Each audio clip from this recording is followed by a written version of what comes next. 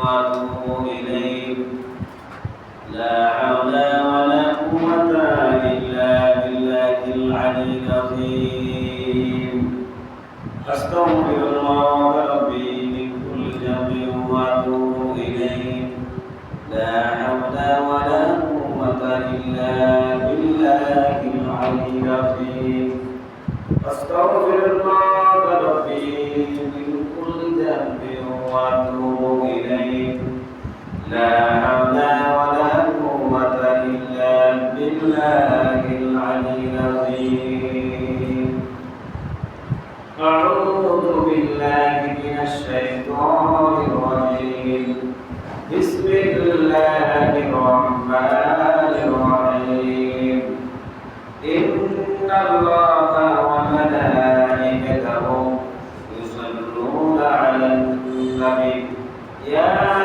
أيها الذين آمنوا صلوا عليه وسلموا تسليما صلى الله وعلى سيدنا محمد وآله وأصحابه وبارك وسلم صلى الله على سيدنا محمد وآله وأصحابه وبارك وسلم اللهم صل على سيدنا مولانا محمد وعلى آل سيدنا مولانا محمد اللهم صل على سيدنا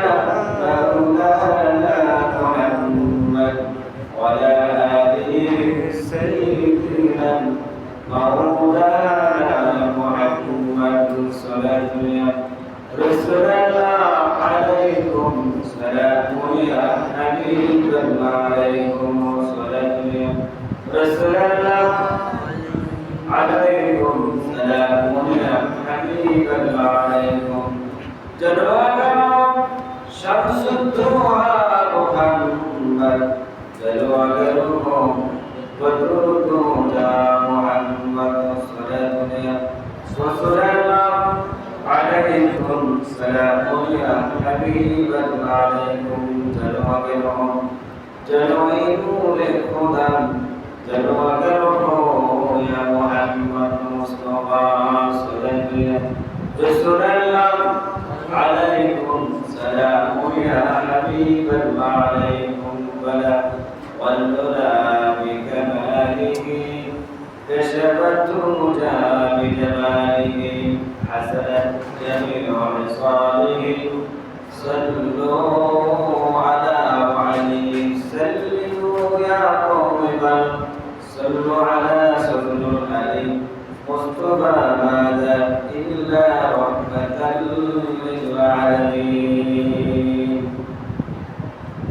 تحية بلا بيت السلام تبع مجده সম্মানিত মুসলিম کرام মুরব্বিয়ান আযম এবং উলামায়ে کرام যুবক ভাইরা পদ্মাবতুল আলামিন আমার সম্মানিত প্রতিনিধি মা বোনেরা আসসালামু আলাইকুম ওয়া রাহমাতুল্লাহি ওয়া বারাকাতুহু ওয়া আলাইকুম আসসালাম ওয়া রাহমাতুল্লাহি ওয়া বারাকাতুহু মহান আল্লাহ সুবহানাহু ওয়া তাআলা দরবারে কালিমাতুশ শুকর আদায় করতেছি যে মহান রব আজকে রমজান মুবারক মাসে 23তম রোজা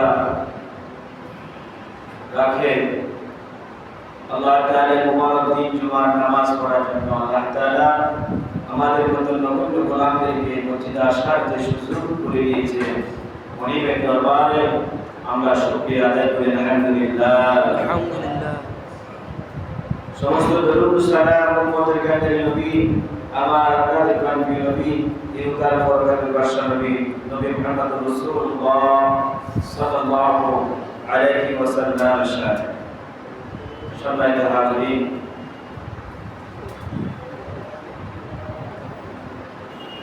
রমজান মুবারক মাস আমাদের থেকে আস্তে আস্তে বিদায় নিয়ে যাচ্ছে হতে পারে এই জুমাতুল বিদা রমজানের শেষ জুমা হতে পারে। যদি রোজা 29 হয় এই জুমা শেষ জুমা, মাস চলে গিয়েছে।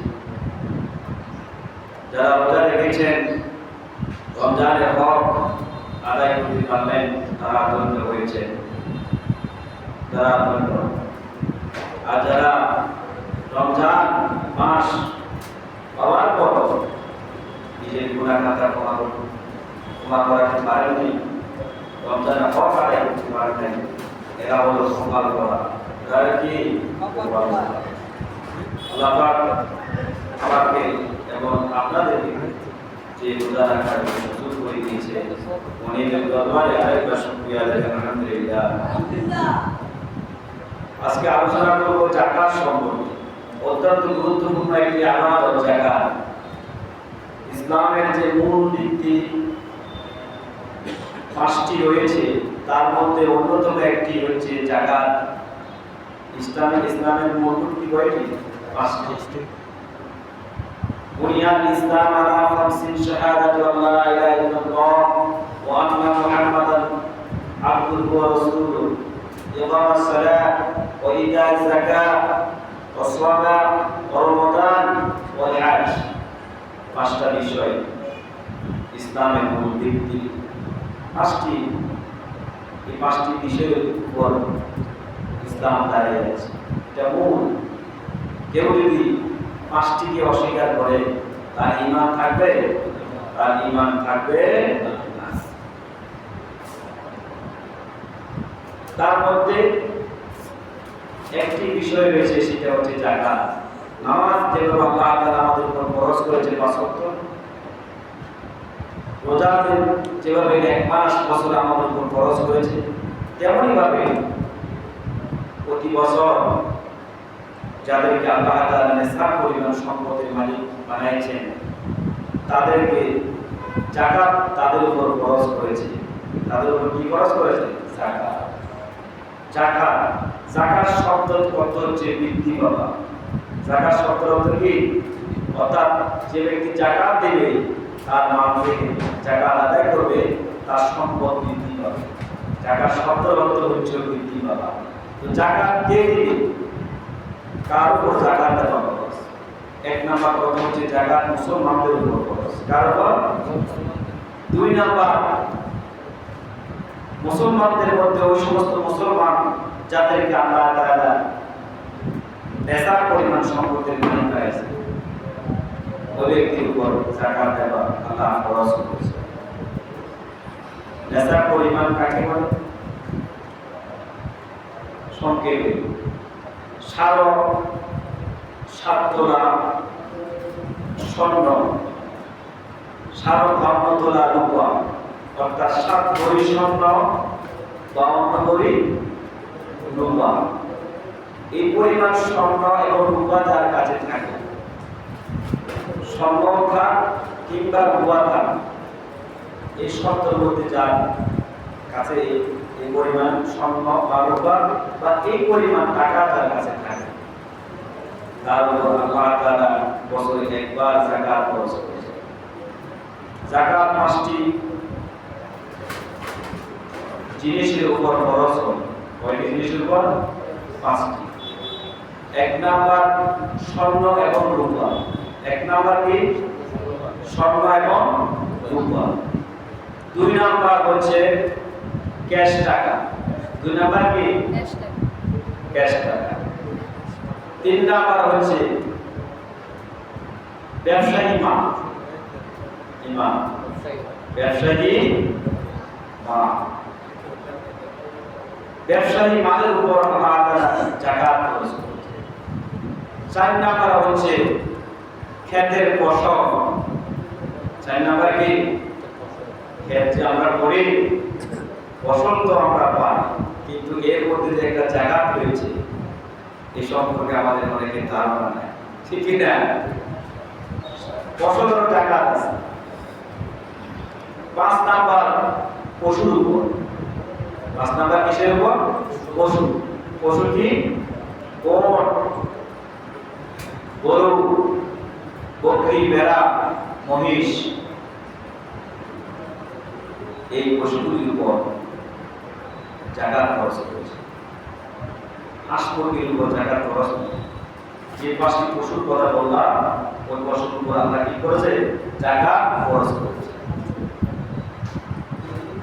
এখন আসেন, আমরা ফসলেরও জাকাত দিই না, পশুরও জাকাত দিই না, এ সম্পর্কে আমাদের একেবারে ধারণা নাই, কিন্তু জাকাত দিতে হবে। জাকাত যে 5টি বিষয়ের কথা বললাম, যে 5টি বস্তুর উপর আল্লাহ তাআলা জাকাত খরচ করেছে, আমরা যদি জাকাত এগুলো যদি আমাদের মধ্যে থাকে, এগুলোর থেকে যদি আমরা জাকাত আদায় না করি, তাহলে আমরা পরকালে কঠিন শাস্তির সম্মুখীন হতে হবে। যেহেতু জাকাত দেওয়া কি খরচ, জাকাত দেওয়া কি, আবার জাকাত যে রমজান মাসে দিতে হবে এরকম কোন শব্দ ইসলামে না। জাকাত শুধু রমজান মাসে খরচ করবে। জাকাতের খরচ হয় তখন যখন যে ব্যক্তি যে মাসে যে দিনে নেশাব পরিমাণ সম্পদের মালিক হবে, ওই দিন থেকে 1 বছর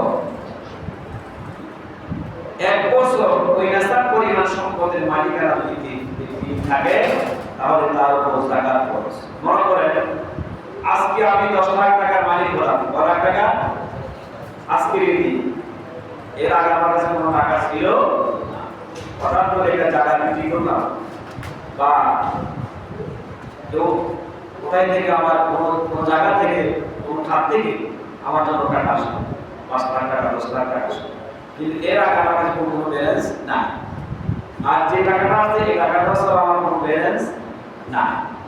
আজকে দিনে যে টাকা 10 লাখ টাকা আমার হাতে আসলো, এই টাকাটা যদি 1 বছর আমার কাছে থাকে, আজকের এই দিন আগামী বছরের এই দিনে, আজকের এই দিন, আজকে দেশে রমজান, আজকের দিনটা কি বার? বুধবার। আজকের দিন আমি 9 লাখ টাকা মালিক হলাম, 10 লাখ টাকা। আজকের এই দিন আগামী রমজানের দেশে রমজান যেদিন পড়বে, শুক্রবার হোক আর বৃহস্পতিবার হোক, কিন্তু তারিখটা যদি 23 তারিখ হয় থাকে রমজানের, তাহলে কি ওই দিনের ভিতরে যদি আমি নেশা পরিমাণ এই 10 লাখ টাকা যদি আমার কাছে থাকে, কিংবা কোনো কারণে নেশাবের ভিতরে যদি টাকা থাকে, ওই টাকা থেকে আমি জাকাত দিতে হবে। কথাটা বুঝতে পারলাম? এবার স্বর্ণর উপর করে যে শব্দ দিয়েছেন 52 তোলা রূপা, এই পরিমাণ রূপা হোক বা এই পরিমাণ ক্যাশ টাকা হোক, কারো কাছে যদি থাকে 1 বছর, কারো কাছে যদি থাকে 1 বছর মালিকানা, তাহলে ওই টাকার উপর জাকাত করা যায়। এখন আপনি আসেন, স্বর্ণ সার তৈরি হলে এর দাম অনেক 8-10 লাখ টাকা আসে, কিন্তু রূপা বর্তমান বাজারে 52 ভরি রূপার দাম হবে কত? 80,000 85,000 80,000 টাকা। এবার আমরা রূপার দাম হিসাব করবো, রূপার দাম রূপা যদি 80-85,000 টাকা হয় 52 ভরি, এই পরিমাণ টাকা আমার কাছে আছে 1 বছর। ক বছর? যেই দিন থেকে মালিক হয়েছি ওই দিন থেকে শুরু করে আগামী বছর ওই দিনের মধ্যে যদি আমি এই টাকাটা আমার কাছে থাকে 80-85,000 টাকা আমার কাছে শেষ থাকে, খরচ বাড়ে, সাংসারিক খরচ বাড়ে, আমার কাছে ক্যাশ জমা আছে কত? 85,000 টাকা। কত? 85,000 টাকা জমা আছে। কোন তারিখ থেকে? যেই তারিখ থেকে আপনি 85,000 টাকা মালিক হলেন, ওই তারিখ থেকে আগামী 1 বছর পরে ওই তারিখে ওই টাকাটা যদি আমার কাছে জমা থাকে 85,000 টাকা, তাহলে ওই টাকাটার উপর আপনার যাকাত খরচ করছে। ওই টাকাটার উপর কি খরচ করেছে? যাকাত খরচ করেছে। এবার আসেন, এই পরিমাণ টাকা আমাদের কাছে নাই 85,000 টাকা খরচ বছর, সংসারিক খরচ বছর পরে আমার কাছে 85,000-80,000 টাকা ব্যাংকে জমা নাই বা ক্যাশ হাতে নাই। যাদের কাছে আছে 1 বছর যদি এই টাকাটা আপনার কাছে থাকে, ওই টাকার উপর জাকাত খরচ। এখন প্রশ্ন আছে, টাকাটা একজন ব্যানার কাছেও থাকতে পারে না? একজন সিএনসি ড্রাইভার উপরে এরকম ক্যাশ টাকা থাকতে পারে 80 কি 85 হাজার। একজন রিক্সা ড্রাইভার সে সারা বছর কামাই করলো, দেখা যাচ্ছে বছর শুরু থেকে শেষ পর্যন্ত তার কাছে সে 80,000 টাকার মালিক হয়ে গেল, খরচ খরচ বাদ। তাহলে তার উপর কি টাকা খরচ নয়? কথাটা খুব গুরুত্বপূর্ণ। আপনার নামাজ যেরকম খরচ, জাকাত দেওয়া তেমনই খরচ। অবহেলা করে যদি জাকাত না দেন এই টাকা থেকে, আপনাকে জাহান্নামের আগুন জ্বলতে হবে। আপনি ব্যাংকে জমাইছেন 2 লাখ টাকা, 1 লাখ টাকা জমা রেখেছেন, ডিবিট করেছেন, ডিপিএস করেছেন, আছে না? এই টাকা জমা আছে না? ডিপিএস করলেও জমা, ডিবিট করলেও জমা, সেভিং অ্যাকাউন্ট রাখলেও জমা আছে, কারেন্ট অ্যাকাউন্ট রাখলেও জমা আছে, এবং আপনি ঘরে রাখলেও জমা আছে, ব্যবসায়িক কাজে লাগাইলেও জমা আছে টাকা, ঠিক না? যেই তারিখ থেকে এই টাকাটা বিনিয়োগ করলেন, কিংবা বিনিয়োগ করলেন না, ঘরে রাখলেন, ওই নেশা পরিমাণ ভিতরে যদি ওই টাকাটা আগামী বছরের এই তারিখ পর্যন্ত যদি এই টাকাটা আপনার কাছে জমা থেকে যায়, তাহলে এখান থেকে আপনার টাকা খরচ হয়ে যাবে। কথাটা বুঝাতে পারলাম? তো জাকাত খরচ হলে কি করতে হবে? আমাকে আপনাকে কি করতে হবে? জাকাত কত দিবেন? লাখে 2500 টাকা। লাখে কত? 2500 টাকা। লাখ 2500 টাকা। 1 লাখে 2500 টাকা আপনাকে জাকাত দিতে হবে। 1 লাখ টাকা আপনার 85,000 টাকা যদি থাকে আপনার কাছে, বা 80,000 টাকা আপনার কাছে যদি জমা থাকে, তো সেখান থেকে আপনি হিসাব করবেন কত টাকা আসে। হয়তো 1700 টাকা আসবে, বা 1800 টাকা আসবে, বা 1600 টাকা আসবে। ওই টাকা আপনি জাকাতের টাকা হিসাব করে বাইরে করে দিতে হবে। এটা কাকে দিবেন? জাকাত খাওয়ার উপযুক্ত যারা, তাদের দিতে হবে। সুবহানাল্লাহ। এই জন্য আল্লাহ তাআলা বলেন, যাদের উপর আমি জাকাত খরচ করেছি তোমরা জাকাত আদায় করতে হবে। যদি তোমরা জাকাত না আদায় করো তাহলে কঠিন শাস্তির সুসংবাদ তোমরা শুনে নাও। ওয়াল্লাযীনা ইয়াকনিজুনা আয-যাহাবা ওয়াল ফিদ্দাতা ওয়া লা ইউনফিকুনাহা ফী সাবিলিল্লাহি ফাবাশশিরহুম বিআযাবিন আলীম। যারা স্বর্ণরৌপ্য টাকা পয়সা জমায় রাখে, আর ওই টাকা থেকে স্বর্ণ রূপা থেকে জাকাত আদায় করে না, তাদেরকে আপনি তাদেরকে কঠিন আযাবের সুসংবাদ দেন। ফাবাশশিরহুম বিআযাবিন আলীম। আযাব আবার কিভাবে সুসংবাদ হতে পারে? শাস্তি কি সুসংবাদ হয়? শাস্তি কি সুসংবাদ হয়? তো আল্লাহ যে বলল ফাবাশশিরহুম বিআযাবিন আলীম, তাদেরকে কঠিন শাস্তির সুসংবাদ দেন, এটা তো দুঃসংবাদ। এটা কি সুসংবাদ? তো আল্লাহ বলল যে সুসংবাদ, আল্লাহ সুসংবাদ এই জন্য বলল যাকাত আদায় না করার পরিণাম কি হবে তা আয়াতে বলে। ইয়াওমা ইউহমা আলাইহা ফি নারি জাহান্নাম ওয়া তুকওয়া বিহা জিবাহুম ওয়া জুনুবুহুম। যাদের উপর আমি আল্লাহ জাকাত খরচ করেছি তারা জাকাত দিল না, তাদের এই সম্পদগুলা, স্বর্ণ রূপা টাকা পয়সাগুলা পুরে আগুনে গলায় এদের শরীরের মধ্যে দাগ দেওয়া হবে, এদের কোমরে দাগ দেওয়া হবে, এদের পিঠের মধ্যে, এদের পায়ের মধ্যে, এদের বুকের মধ্যে, এবার মরাদের মধ্যে দাগ দেওয়া হবে, চেক দেওয়া হবে। আর বলবে আল্লাহ, আর বলা হবে এইটা হলো সেই সম্পদ, যে সম্পদ তুমি দুনিয়ার জমিনে জমা করে রেখেছিলে, যে সম্পদ থেকে তুমি জাকাত আদায় করে নাই, আজকে সেই সম্পদ তোমার জন্য শাস্তির কারণ হয়ে দাঁড়ালো। আজকে তুমি সেই শাস্তি ভোগ করো। এই সম্পদ যে তুমি জমায় করে গেছো, যে সম্পদ, এই সম্পদ তোমার জন্য আজকে শাস্তির কারণ হলো। এটাকে গলাবে, এটাকে কি করবে? গলায় কি করবে? গলায় এটাকে একদম ওই ঘাম বানাই ফেলবে, এটা দিয়ে আপনার শরীরে দাগ দিবে। আমরা ছোট বাচ্চারা দেখবেন অনেক সময় আগুনের মধ্যে প্লাস্টিক পুড়ে না, প্লাস্টিক পুড়লে প্লাস্টিক পুরা যে পুরে লোড হয়ে পড়ে কিনা। আর এটা যদি কারো যদি হাতে লাগে, এটা লাগার সাথে সাথে হাতের চামড়া উঠে যাবে পুরে, ঠিক কিনা বলে? সহ্য করার মতো নয়, অসহনীয়। সহনীয় নেই, অসহনীয়। বাচ্চারা যখন প্লাস্টিক করে ওই প্লাস্টিকের লোডটা পরে যদি কারো হাতে সঙ্গে সঙ্গে চামড়া পুড়ে চাই হয়ে যাবে। আর যন্ত্রণা সে ভোগবে, কষ্ট আর কষ্ট সহ্য করার মতো হয়। আল্লাহ তাআলা বলে তোমাদের স্বর্ণ রূপা টাকা পয়সা যে টাকা তুমি যে সম্পদ দুনিয়া মধ্যে অর্জন করেছিলা, এগুলা থেকে যদি যাকাত আদায় না করো, এগুলাকে পুরাই চাই করে কাম বাড়াই, কিয়ামতের দিন তোমার শাস্তি দেওয়া হবে। এগুলা তোমাকে এগুলা নিয়ে তোমাকে পুরাই চাই করা হবে, সেট দেওয়া হবে। একরাই আল্লাহ পাক কোরআন শরীফে বলছেন এভাবে। আবার নবীজি হাদিসে বলছেন যে যারা সম্পদ থেকে টাকা আদায় করে কিয়ামতের ময়দানে বিষাক্ত বৃহত্তম বড় সাপ হবে, ওই সাপ তাদের গলার মধ্যে পেঁচাই দেওয়া হবে। কিসের মধ্যে? গলার মধ্যে কি দেওয়া পেঁচাই দেবে কিয়ামতের ময়দানে।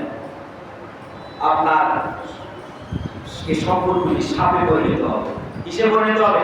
সাপে পরিণত হয়ে এটা আপনার গলার মধ্যে পেঁচে যেতে হবে। আর এই সাপ আপনাকে চোখ মারবে, আপনাকে কামড়াইতে থাকবে, আর বলবে আমি সেই সম্পদ, যে সম্পদ তুমি দুনিয়ার জমিনে জমা করে রেখেছিলে, যে সম্পদ থেকে তুমি টাকা আদায় করো নাই, আমি তো সে সম্পদ আজকে আমি তোমাকে যন্ত্রণা দেব, আজকে তোমাকে আমি কষ্ট দেব। আল্লাহু আকবার। তাহলে সাপ হয়ে আপনাকে কামড়াবে। সাপ হয়ে কি হবে? আপনাকে কামড়াতে।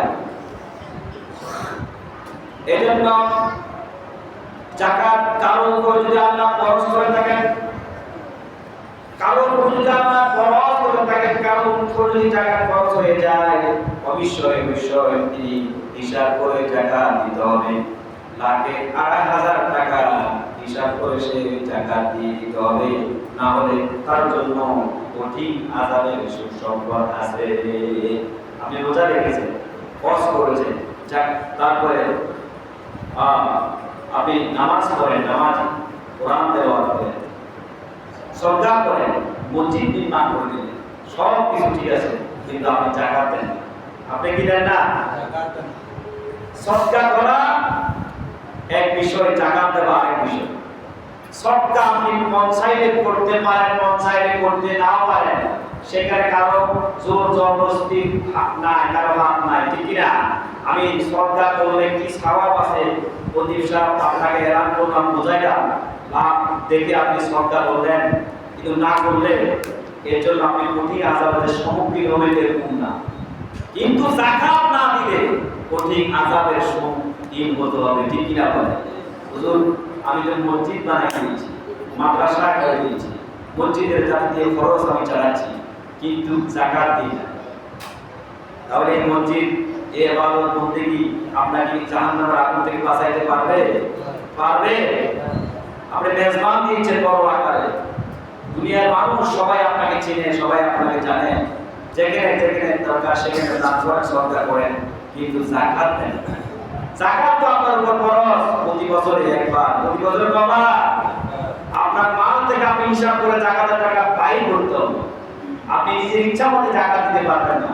আমরা তো ইচ্ছা মতো যাকাত দিই, আছে না?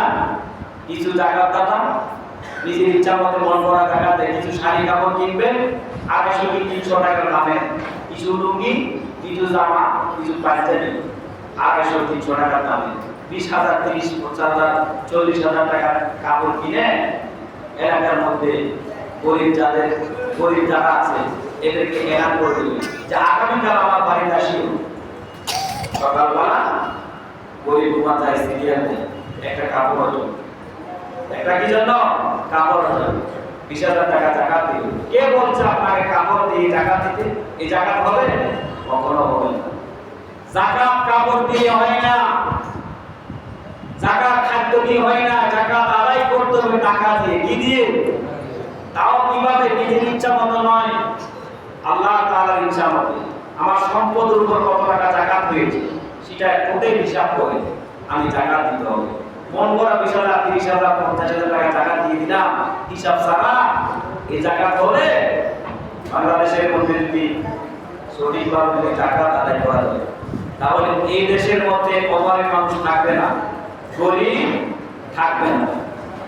হযরত ওমর ফারুক রাদিয়াল্লাহু তাআলা আনহু বলেন, এমন ভাবে যাকাত ব্যবস্থা চালু করেছেন, এমন ভাবে যাকাত ব্যবস্থা চালু করেছেন রাষ্ট্রীয়ভাবে, যে বছর চালু করেছেন দ্বিতীয় বছর আর যাকাত খাবার কত মানুষ পাওয়া যাচ্ছে না। আল্লাহু আকবার। কেমন ভাবে যাকাত চালু করলেন, কেমন ভাবে যাকাত ব্যবস্থা চালু করলেন।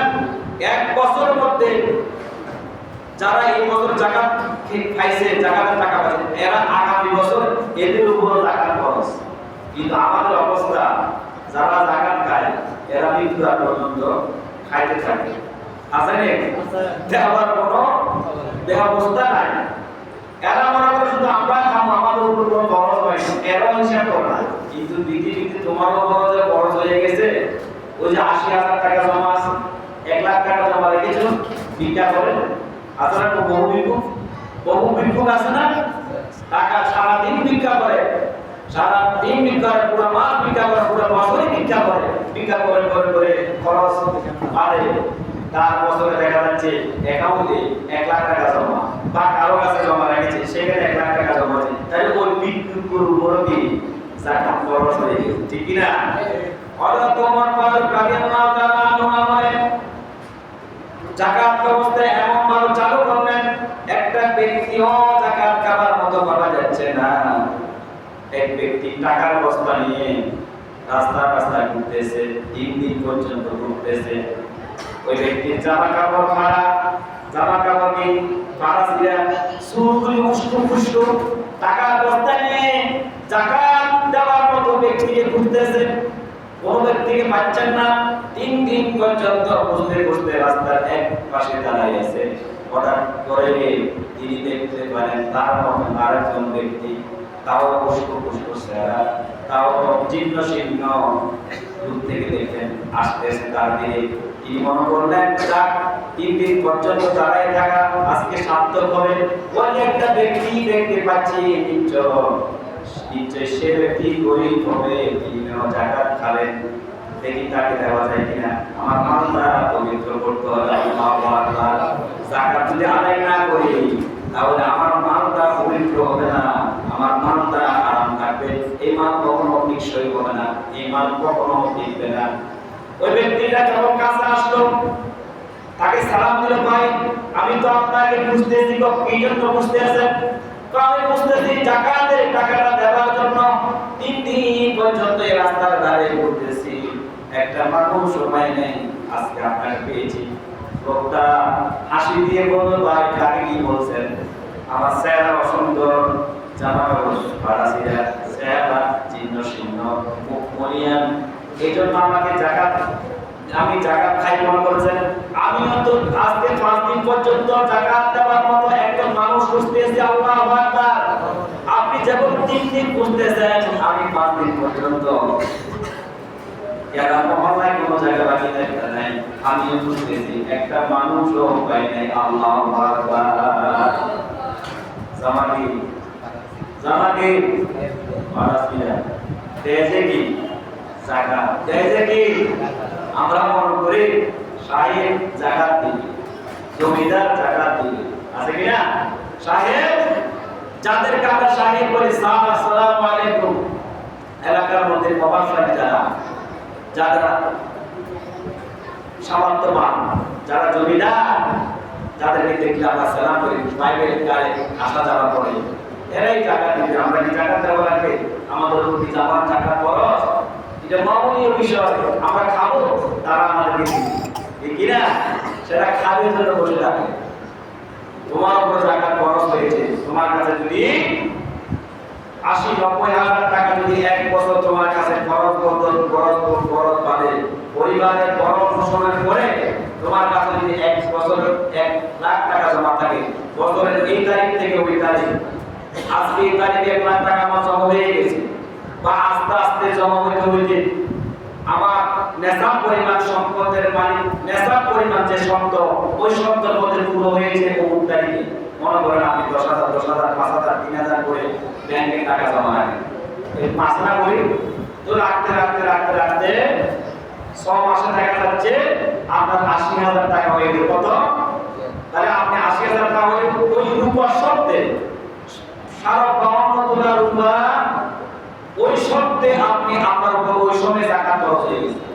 ওই টাকাটা যদি 5,000, 3,000 টাকা করে জমা করতে 80,000 টাকা সেই দিন পূর্ণ হবে, ওই দিন থেকে আগামী 1 বছর যখন আসবে, ওই তারিখে, যে তারিখে আমার 80,000 পড়ছে, ওই তারিখে আমার উপর যাকাত খরচ হয়ে গেছে, ওই তারিখে আমি যাকাত দিতে হবে। আল্লাহু আকবার। আজকে 80,000 টাকা পূর্ণ হলো, আজকে যাকাত খরচ হবে। আজকের এই টাকা, এটার কতটুকু নিশ্চয়, কতটুকু স্থায়িত্ব আছে, এটা আপনারা দেখবেন 1 বছর। এটা কয়েকদিন দেখবেন, 1 বছর দেখবেন। আজকে মালিক হয়েছেন, আজকে 10 লাখ টাকা মালিক, কালকে শূন্য, কালকে টাকা নাই, আপনার উপর যাকাত খরচ হবে। আজকে যে 1 লাখ টাকা, যে 80,000 টাকার মালিক হলেন, আজকে এই তারিখ থেকে আগামী বছর এই তারিখ আসার ভিতরে, আসা পর্যন্ত যদি আপনি ওই টাকার মালিকানা থাকেন, তখন আপনার উপর যাকাত খরচ হবে। কথাটা বুঝাইতে পারলাম? কথাটা বুঝতে একবার ক্লিয়ারলি বুঝতে চেষ্টা করেন। আপনার কাছে আজকে আছে, আজকে যাকাত খরচ নেই, এটা 1 বছর থাকতে হবে। এটা কি 1 বছর মালিকানা থাকতে হবে। আগামী ওই তারিখ পর্যন্ত, আজকের এই তারিখে যে টাকাটা পূর্ণ হলো, এই আগামী বছর এই তারিখ পর্যন্ত ওই টাকার মালিকানা যদি আমি থাকি, তাহলে যাকাত লাখে 2,500 টাকা আমাকে দিতে হবে। তাহলে আমরা যদি এভাবে হিসাব করে যদি টাকার ব্যবস্থা চালু করতাম, আজকে দেশের মধ্যে দরিদ্রতা, অভাবী লোক থাকতো না। আমরা কিন্তু খাবার সংখ্যা বেশি, দেওয়ার সংখ্যা কম। লোকেরা বেশিরভাগ যাকাত খায় কিন্তু দেয় না।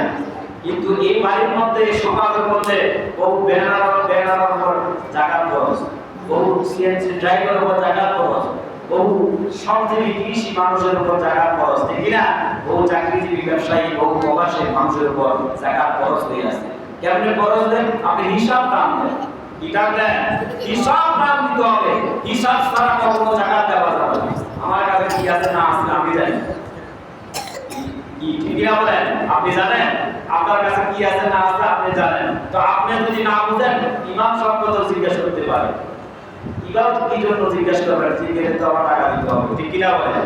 এই মসজিদ কোন ওই মসজিদ 24 বছরের মধ্যে আমি একজন মানুষ পাইলাম না, যে একজন মুসলিম পাইলাম না, যে 24-25 বছর ইমামতি সার্ভিসে, যে হুজুর আমার এই টাকা আছে, কত টাকা যাকাত খরচ হয়েছে, আমার কি টাকা খরচ হয়েছে, একটু হিসাব করে দেখেন। আমি তো হিসাব জানি না, এরকম একটা মানুষ পাইলাম না।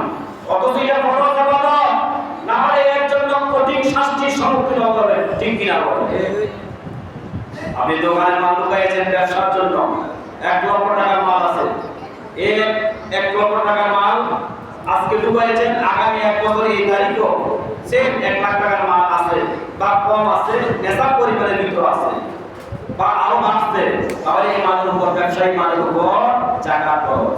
যে টাকা থেকে, যে সম্পদ থেকে ইনকাম আসে, সহজ কথা, যে সম্পদ থেকে ইনকাম আসে, যে টাকাটা ব্যবসায়িক খাতে বিনিয়োগ করা হয়, যে টাকাটা বিনিয়োগ ছাড়া এমনি করে আছে, খরচ ছাড়া, ঋণ ছাড়া, ওই টাকার উপর যাকাত খরচ হয়ে যায়। ওই টাকা তো কি হয়ে যায়?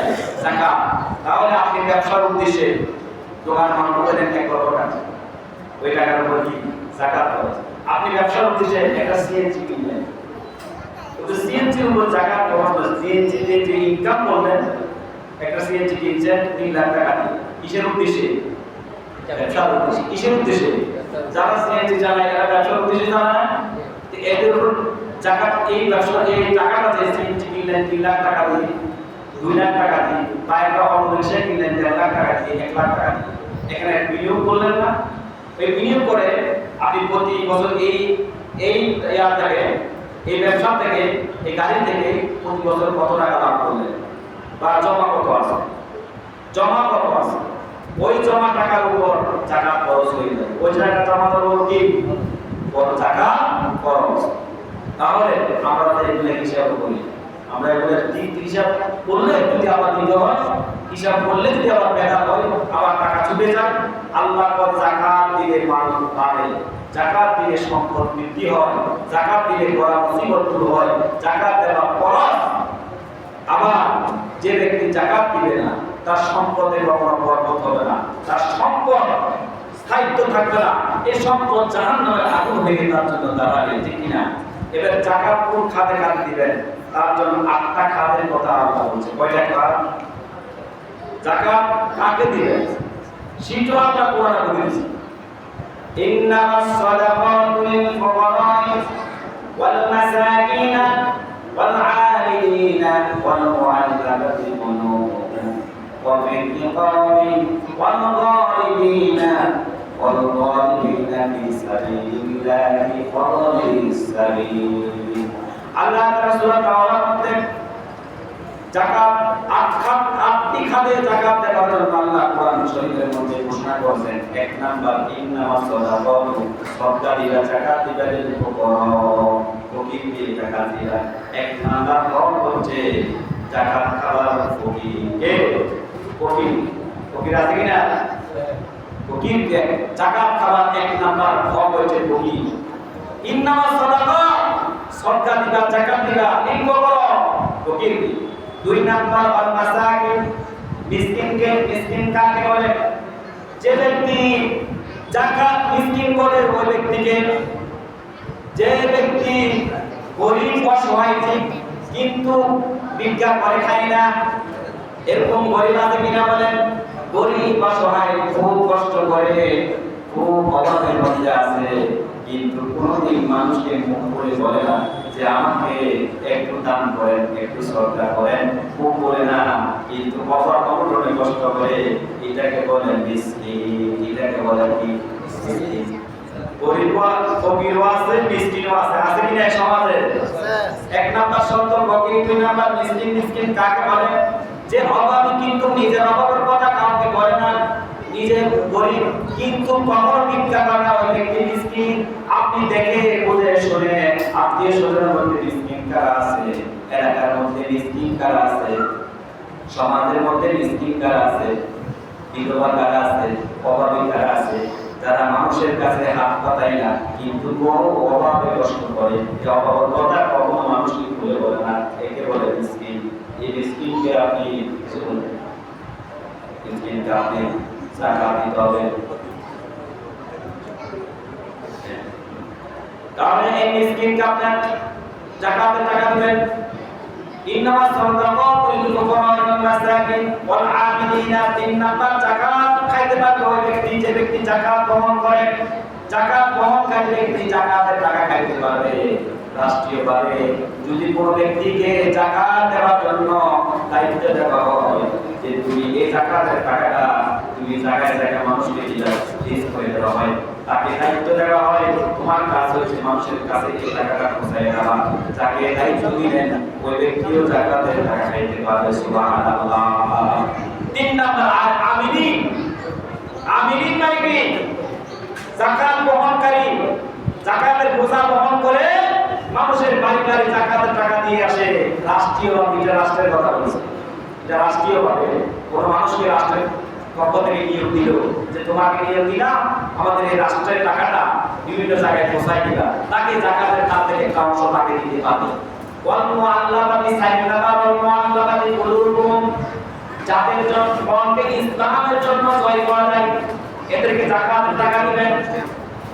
পৃথিবীর মধ্যে বহু হিন্দু, বহু খ্রিস্টান, বহু ইহুদি, বহু নাসারা, বহু মানুষ আছে মুসলিম, এরা ইসলাম গ্রহণ করতে চায় কিন্তু সাপে পড়ে আছে, কোন সাহায্য সহজে পায় না, কোন সাপোর্ট না পাওয়ার কারণে সে ইসলাম গ্রহণ করতে পারে না। আল্লাহ পাক বলেন ওই মানুষকে তুমি যাকাতের একটা অংশ দিয়ে তাকে ইসলাম প্রতি উৎসাহিত করো, সে যেন মুসলমান হয়ে যায়। সুবহানাল্লাহ। এরকম মানুষ বহু আছে, বহু হিন্দু আছে, ইসলাম গ্রহণ করতে চায়, কিন্তু পারিবারিক চাপে ইসলাম গ্রহণ করতে পারে না, সামাজিক চাপে ইসলাম গ্রহণ করতে পারে না। ইসলাম গ্রহণ করলে গোস্তারা হয়ে যাবে, ইসলাম গ্রহণ করলে বিলাসারা হয়ে যাবে, ইসলাম গ্রহণ করলে চাকরি চলে যাবে, ইসলাম যদি গ্রহণ করে আমাকে নিরাপত্তা কে দিবে? আল্লাহ বলে যাকাতের খাত থেকে একটা অংশ তার জন্য বরাদ্দ করো। সে যদি ইসলাম গ্রহণ করতে চায় তাকে সুযোগ করে দাও, বাড়ি করে দাও, যাকাতের অংশ থেকে তাকে ব্যবসা তাকে একটা পজিশনে পৌঁছায় দাও। সে যদি ব্যবসা করতে চায় তাকে ভূমি দিয়ে দাও, চাকরি করতে চায় চাকরি ধরায় দাও, কেউ যাকাতের খাত থেকে একটা অংশ দাও। সুবহানাল্লাহ। এই এর মধ্যে বহু অমুসলিম মুসলমান হতে চায়, কিন্তু পারতেছে না, কোনো সহজে পাচ্ছে না, কোনো সহজে পাচ্ছে না। রাষ্ট্রীয়ভাবে কেউ সাপোর্ট করে না। আমাদের দেশেও বহু হিন্দু আছে মুসলমান হতে চায়, কিন্তু পারে না। কি জন্য পারে না? ওই যে সাপোর্ট পায় না। আমরা মুসলমানরা যদি একটু সাপোর্ট করি যে তুমি ইসলাম যদি গ্রহণ করতে চাও, জোরাজোরি নয়, তুমি আমাদের ইসলাম যদি ভালো লাগে, আমাদের ধর্ম যদি শান্তির ধর্ম তোমার ভালো মনে হয়, ইসলাম গ্রহণ করো, তাহলে তুমি কি চাও? তোমার তোমরা যা চাও, তোমার যা লাগে, তোমাকে আমরা হেল্প করবো, সাহায্য করবো। সুবহানাল্লাহ। বহু মুসলিম আসে না, বহু মুসলিম আসে দাঁড়ায় না সাহায্যের জন্য, যে আমি নতুন মুসলমান হয়েছি, আমাকে একটু সাহায্য করেন। আছে না? তো আমরা সাহায্য করি না। এভাবে মুসলিমদের সাহায্য করতে পারবো। আল্লাহ বলে সাইনাফা যাকাতের খাত থেকে তাদেরকে সে টাকা তাদের সহযোগিতা করবে। পাঁচ নাম্বার হলো দাসমুক্ত করার জন্য যাকাতের টাকা বের করতে পারেন। দাসমুক্ত মানে কি? কোন মানুষ যদি গোলাম করে ওই গোলামকে মালিক থেকে মুক্ত করার জন্য, যত টাকা লাগে আপনি যাকাতের খাত থেকে যদি টাকা লাগে তাকে আযাদ করে দেন, এটা অনেক সবের কাজ হবে। ওই খাতে যাকাতের টাকাটা দিতে পারবেন। সুবহানাল্লাহ। আগের যুগের মধ্যে গোলাম বেচা কিনা হইতো, আপনারা জানেন, মানুষ বেচা কিনা হইতো না, বাজারে মানুষ বেচা কিনা হইতো। আমার নিজের যাবতীয় চাহিদার জন্য, জীবনের যাবতীয় চাহিদা পূরণের জন্য আমি বাজার থেকে গোলাম কিনে আনবো। গোলাম একটা মানুষ কিনে আনলো, এক লক্ষ 2 লক্ষ যা লাগে, এক লক্ষ দেড়হামের হিসাব ছিল, তো কিনে আনে নিজের জীবনে যত চাহিদা আছে তা পূরণ করতো। কিন্তু এই গোলাম ততদিন পর্যন্ত থাকবে যতদিন পর্যন্ত আযাদ কেউ না করে, ঠিক কিনা? তো আযাদ করতে হলে যে দরে কিনে আনছে ওই দরে নিতে হবে, ঠিক কিনা? আমি কিনে আনছি গোলাম, আমার তুমি যদি নিতে চাও আমার এত টাকা দিয়ে এই গোলাম নিতে পারবা। তুই বলছে আল্লাহ পাক করে পঞ্চম নাম্বার, তুমি গোলামকে আযাদ করে দাও যাকাতের টাকা দিয়ে। সুবহানাল্লাহ। মানুষ তো এমনি গোলাম হয় না, অভাবে। কিসে? অভাবে। মনে করেন একজন গরিব লোক, এই যুবক মনে করেন তার কর্মচারী অভাবে কাজ করে, কিন্তু পারে না, সহ্য না পারতেছেন না, অভাবে শরীর কারেন না, মোবাইলে বলেন। এরকম মানুষ যদি বলেন ভাই তোমার কি প্রয়োজন, তুমি কি চাও, তোমাকে যদি এই জায়গা থেকে আমি মুক্ত করে দিই, এই কাজ আর করা লাগবে না, তোমাকে আমি যদি কোনো একটা বসে খাবার ব্যবস্থা করে দিই, তুমি খুশি হয়ে না? অবশ্যই। তখন সে যদি বলে ঠিক আছে আমি চাকরি ছেড়ে দিলাম, আপনি আমাকে কি করবেন? যখন তুমি বৃদ্ধ মানুষ, অসুস্থ মানুষ, তোমার পরিবারের ভরণ পোষণ আমি দিয়ে দিলাম। সুবহানাল্লাহ। আমার জায়গা থেকে খাত থেকে 3 লাখ টাকা দিয়ে দিলাম, 2 লাখ টাকা তোমাকে দিয়ে দিলাম, এটা দিয়ে হাতের কিছু কাজ করো, বা যে কাজটা তোমার জন্য সহজ হবে, এই টাকা পুঁজি খাড়ায় তুমি সেই কাজটা করো, তাহলে তোমার জন্য অনেক সহজ হবে। সুবহানাল্লাহ। ষষ্ঠ নাম্বার হচ্ছে গরিবী হচ্ছে ঋণ মুক্ত। যাকাতের টাকা দিয়ে ঋণদারকে ঋণ মুক্ত করতে পারবেন। ষষ্ঠ নাম্বার ঋণ মুক্ত। খরচদার আছে কিনা? বহু মানুষ দোকানে পানি খাইতে খাইতে একবারে দোকানে আরেকবার দোকানে গেল, এই দোকানে কিছু বাজারে, এই দোকানের সামনে দিয়ে আগে আর সে মানুষ দোকানে না, তারপরে কলায় আরে ওই দোকানে থাকবো। এবার পেরি বাজার শেষ হলে যার উপর 12 বাজার, 12 শেষ হলে সেটা কোনো বাজার। এবার করতে তোমরা আমাদের বাইরে কে যেত, তোমরা আমাদের সাইডে এবার গ্রাম সারি দিতে দেউলি হয়েছে। এই মাসা দিনে কি ভাই ও ভাই পড়ে ও বাড়ি ঘর নাই কে নাই, এবার আস্তে আস্তে মানুষ জানা দিলে তো সে এমন খাতা খাইছে, ঠিক না? আর কত টাকা বাকি রাখো, প্রত্যেক দোকানে দাম, প্রত্যেক দোকানদার তার থেকে টাকা পাইবো, প্রত্যেক মানুষ কমার বেশ মানুষ তার কাছে টাকা পাবো, সে দেনা হয়ে গেছে। এবার দেউলি এমন দেউলিয়া মানুষ, তারা যদি ফোন করে বলা যায় ভাই কোথায় আছো, তার পরিবারের সাথে যোগাযোগ করে আচ্ছা আমি যদি এই সমস্যার সমাধান করে দিই তাতে তুমি খুশি হবা, ঠিক আছে আমি করে দিব, করে দিব তো আপনার টাকা তো আপনার জাকাতের টাকা দিয়ে সুবহানাল্লাহ। তখন আপনি বলবেন ঠিক আছে তোমার কত টাকা খরচ আছে, আমার 1 লাখ খরচ, ঠিক আছে আমি দিয়ে দিলাম, তুমি চলে আসো। আরে তাকে ঋণ মুক্ত করলেন না, ঋণ মুক্ত করলেন না, এর চাইতে সবের কাজ আর কি হতে পারে, ঠিক না বলেন?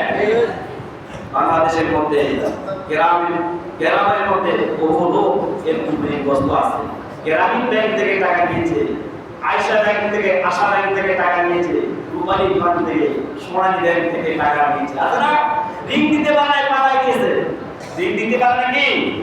এই টাকাটা পরিবারের কাজে খরচ করছে বা কোনো কাজে খরচ করছে, কিস্তি চালাইতে পারে না, এখন টাকা শেষ, সেও শেষ, পালাইছে, ঋণ দিতে পারে না। অফিসার আসে, বাড়ি মোজামুজি করে, মোবাইল করে, বলছে বাড়িতে যায়, বাড়িতে হামলা দেয়, ঠিক কিনা? মা বাবার ইজ্জত লাভ নষ্ট হয়ে যায়। এমন মানুষকে যদি জাকাতের টাকা দিই, আমি ওই ব্যক্তিকে ঋণ মুক্ত করে দিতে পারি, কত বড় সওয়াব, সুবহানাল্লাহ।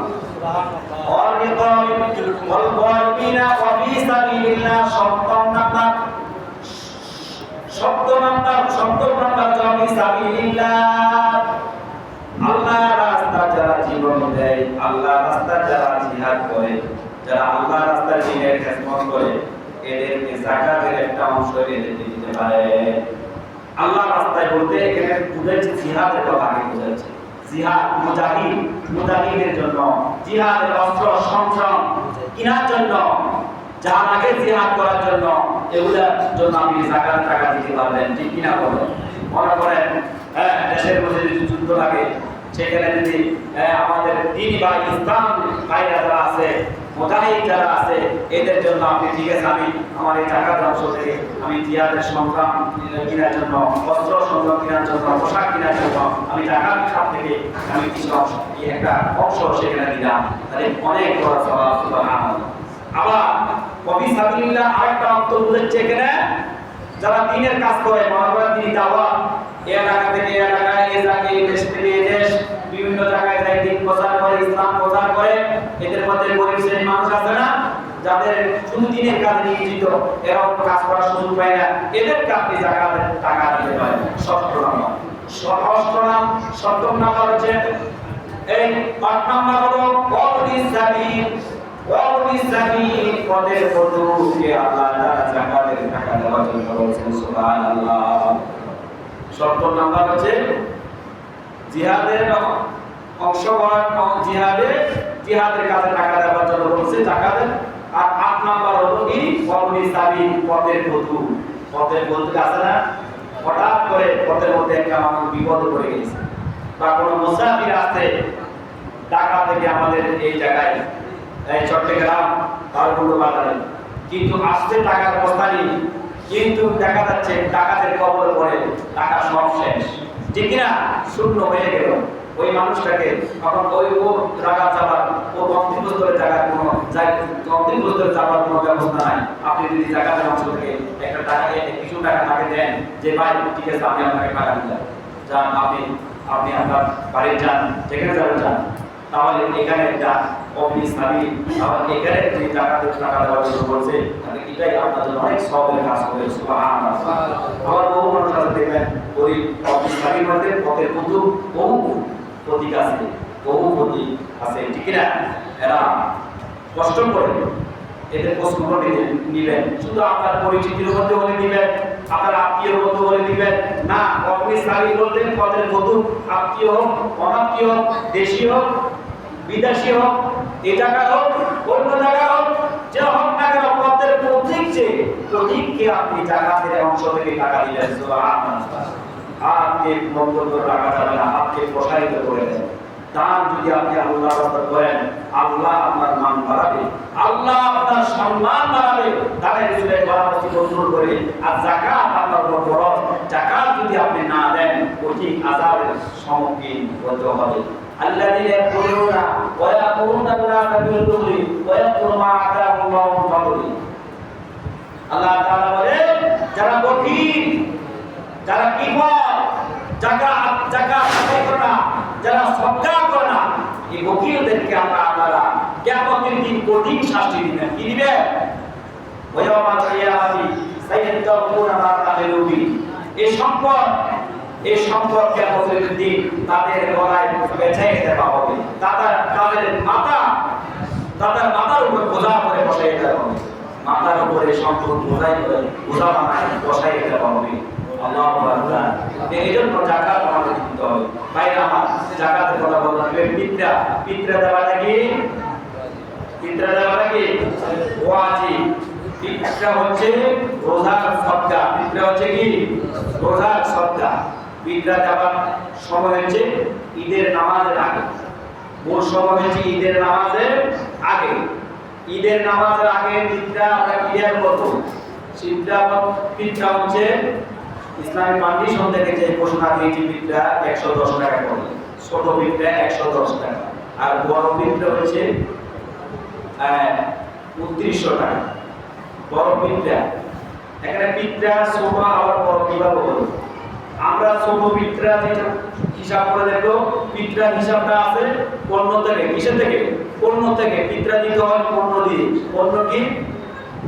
গম, আটা, খেজুর, কিশমিশ, তারপরে আরেকটা কি জানি আরো দুইটা পণ্য আছে। এগুলি দিয়ে পিতরা দিতে হয়। আসলে দেওয়াটা হচ্ছে এগুলি। দেওয়াটা কি? এগুলি টাকাটা পরে, কিন্তু দেখা যাচ্ছে পণ্য দিয়ে পিতরা আদায় করতে হবে। তো এখন ওলামায়ে কেরাম এটা হিসাব করে দেখলো, পণ্য তো ক্যাশ টাকা যদি পণ্যর হিসাব করে যদি যে দরে আমি পণ্য যে পরিমাণ পণ্য দিব, ওই পরিমাণ যদি আমি টাকা দিয়ে দেই, ব্যক্তির জন্য অনেক ভালো হলো। কোনো ব্যক্তি আছে খেজুর দরকার নাই, তো শুধু আমি খেজুর কথাটা দিয়ে দিলাম। কারো আটা দরকার নাই, আমি আটা দিয়ে দিলাম। দরকার তার টাকা, দরকার কি না টাকা। তো টাকাটা যদি আমি তাকে দিই, তার জন্য অনেক উত্তম হবে, ঠিক কিনা? সেই জন্য টাকাটাই ব্যবহার। কিন্তু মূলত নবীর আমল ছিল কি? পণ্য দেওয়া। কি ছিল? পণ্য দেওয়া। পণ্য কি? আটা। পণ্য কি? গম। পণ্য কি? খেজুর। পণ্য কি? কিশমিশ। তো খেজুর, ভালো মানের খেজুর যদি দিতে হয়, তাহলে আপনার খেজুর যে পরিমাণ দিতে হয় আসলে 2900 টাকা একটা পিতরা। কত হবে? 2900 টাকা। আবার আটার যে পরিমাণ পিতরা দিতে হয়, আটা পরিমাণের পিতরা আসছে 110 টাকা। 110 টাকা পিতরা আমরা করে দিলাম। যারা আছি, যারা কম সক্ষম নয়, কোনোরকম চলে, এরা মাথা পিছু 110 টাকা পিতরা দিবেন আটা দিয়ে, আটার পরিমাণ, ঠিক কিনা? আর যারা সচ্ছল, এরা খেজুরকে হিসাব করে। খেজুর, ভালো খেজুর দাম কত? আমি কালকে আজওয়া খেজুর ইসলাম ওই 800 টাকা করে, 850 টাকা আধা কেজি ইসলাম। তুই ভালো মানের খেজুর যেটা দাম ভালো, ওগুলোর দাম বেশি। তো ওই যদি 3 কেজি হয় 3 টাকা কত? 2400 টাকা। বা 900 হলে 3 2700 টাকা। আরো বেশি আরো ভালো মানের খেজুর আছে। তো এখানে 3000 টাকা 3800 টাকা আসে যায় 3 কেজির দাম। যারা সচ্ছল, এরা খেজুর দামে হিসাব করে 2900 করে টাকা দিয়ে দিবেন মাথা পিছু। ঈদের রাত সুবহ সালাতের আগে কোন সন্তান যদি জন্ম নেয়, কথা বুঝেন মাসলা, ঈদের আগে সুবহ সালাতে ফজরের আযানের আগে কোন সন্তান যদি দুনিয়াতে আসে, তার উপর পিতরা কি ওয়াজিব। তার উপর পিতরা কি ওয়াজিব। পিতরা মানুষের উপর ওয়াজিব হয়। কোন পশু পাখির উপর, কোন গাড়ি, কোন ব্যবসা প্রতিষ্ঠানের উপর পিতরা ওয়াজিব নয়। অনেকে তো আমার উপর ওয়াজিব পিতরা করুন না, তিনটা পিতরা আসরা। অনেকে আমার সিএনজি আছে 2টা, অটো রিকশা আছে 3টা, অটো রিকশা 3টা পিতরা না, গাড়ি ঘোড়া গরু ছাগল করে কোনো পিতরা নাই। এর উপর আছে সদকা, এর উপর আছে যাকাত। সুবহানাল্লাহ। কথা কি বুঝাইতে পারলাম? তাহলে আমরা পিতরা দিয়ে দিব। পিতরা একজন করে দিতে পারবেন, আবার ভাগ করে দিতে পারবেন। যাকাত একজন করে দিতে পারবেন, ভাগ করেও দিতে পারবেন। এবার আসলে কষ্ট, হুজুর আমার কয়েকটা গরু আছে, আমি কি করব? আপনি 3-4 সদকা করেন, সদকা করেন। আপনার গাড়ি আছে সিএনজি, আপনি 500 টাকা দিয়ে দিলেন, আল্লাহ তাআলা হেফাজত করে। একটা গাড়ি যদি রোডে অ্যাক্সিডেন্ট হয়, কত লাখ টাকা লস, আর কত সমস্যা, ঠিক কিনা? আপনি সদকা করে দিলে তো আল্লাহ এই জান, এই মাল হেফাজত করবো, ঠিক কিনা বলেন? আমরা কিন্তু এগুলো ভাবি না, এগুলো দেখি না। আমরা কি আমরা সামনে ভাবি পিছনে ভাবি না। ভবিষ্যতে আমার কি হতো, আমার মাথা আমার যে বিপদ আসতেছে আমি তো দেখি না। আমি যদি অ্যাক্সিডেন্ট করবো 2 লাখ টাকা লস যাবে, আল্লাহ যদি লিখে ফেলছে 2 দিন পরে ঘটনা ঘটবে, কিন্তু আমার তো খবর নাই, ঠিক কি না? তো আমি যদি গাড়ি সরকার করে দিই, ওই বলা আল্লাহ তুলে নেয়, ওই বলাকে তুলে নেয়, আল্লাহ তুলে নেয়। তুমি গাড়ির উপর গাড়ি বানাও, অটো রিক্সার উপর রিক্সা বানাও, কিন্তু জীবনে একবার সরকার করো না। আছে আল্লাহ আমাদেরকে তৌফিক দান করেন, আমিন। ভাই আমার অনেক কথা হলো, যা কিছু বললাম, যা কিছু শুনলাম, আমার করার তৌফিক দান করেন। আর যে আমাদের আজকে বললাম যে আজকের এই জুমাতুল বিদা হতে পারে, ঠিক কিনা বলেন? যদি জুমাতুল বিদা হয়ে যায়, আমরা আগামী জুমা আমাদের কি হবে? ঈদুল ফিতরের নামাজ হবে। তো যদি ঈদুল ফিতরের নামাজ আগামী জুমা হয়, নামাজ শেষ কি বলেন? হ্যাঁ, এখন আগামী শুক্রবার যদি আমাদের ঈদুল ফিতরের জামাত হয়ে যায়, 29 হলে তো হয়ে যাবে, তখন ঈদের নামাজের সময়টা কয়টা দিবেন? কয়টা দিলে সরকারের জন্য ভালো হয়? কয়টা বাজে দিলে